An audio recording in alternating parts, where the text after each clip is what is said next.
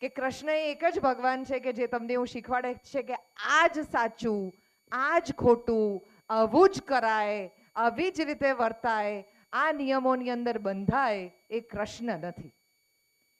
એવા બધા જ ઈશ્વર છે કે જેમણે તમને પોતાની એક્ઝેક્ટલી ગાઈડ આપી છે કે આવું જ વર્તન કરવું જોઈએ, આવા જ માણસો હોવા જોઈએ, આવું જ જીવન હોવું જોઈએ.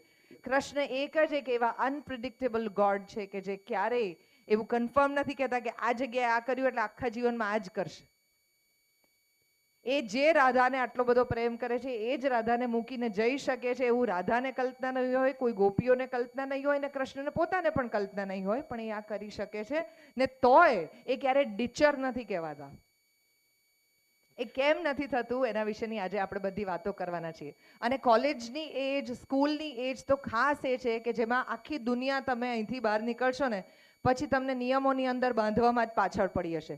આવી રીતે બોલાય, આવી રીતે કપડાં પહેરાય, આવી રીતે ખવાય, આવી રીતે ઊભા રહેવાય, આવી રીતે ચલાય. તમારી પાસે અત્યારે ઉંમર છે જેમાં તમે એક્સપ્લોર કરી શકો છો કે શું શું કરી શકાય. તો પોતાને અને બીજાને બાંધવાનો પ્રયત્ન કરો જ નહીં કે શું શું ન કરાય. અત્યારે બધું જ કરવાની છૂટ છે એવી ઉંમર છે. એ કર્યાની માફી મળી જાય એવી પણ ઉંમર છે. અને આ બહુ જ ઓછો સમય હોય છે જીવનનો. પછી તો બધા તમને એના માટે એરણે જ ચડાવતા હોય છે.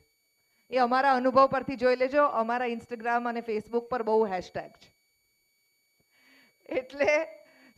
એટલે બિલકુલ તમારા મનની અંદરની જેટલી પણ ગ્રંથિ હોય કે આપણે આવી જ રીતે બોલીશું, આવી જ રીતે વાત કરીશું, આ જ વિષય પર વાત કરશે. બે જણા સ્પીકર તરીકે આવ્યા છે અને કૃષ્ણ એટલે કે ભગવાન એટલે કે ઈશ્વર એટલે કે ગોડની વિશે વાત કરવાના છે, તો આવી જ વાતો કરશે. એવી તમારા મનની જેટલી પણ વ્યાખ્યાઓ હોય કે શરતો હોય એને ભૂંસી નાખો.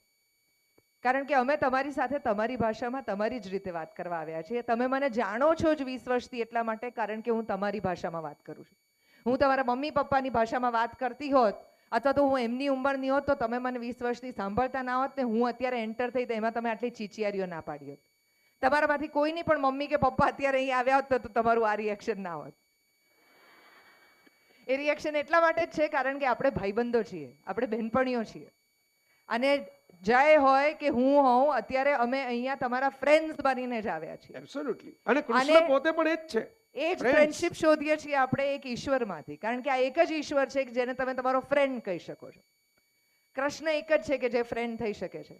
બુદ્ધ હોય કે મહાવીર હોય કે રામ હોય કે શિવ હોય કે બ્રહ્મા હોય, આ બધા જ ખૂબ ઐશ્વર્ય તત્વથી ભરેલા આપણા ઈશ્વરો છે. પણ એમાંના કોઈને તમે મિત્ર નથી કહેતા.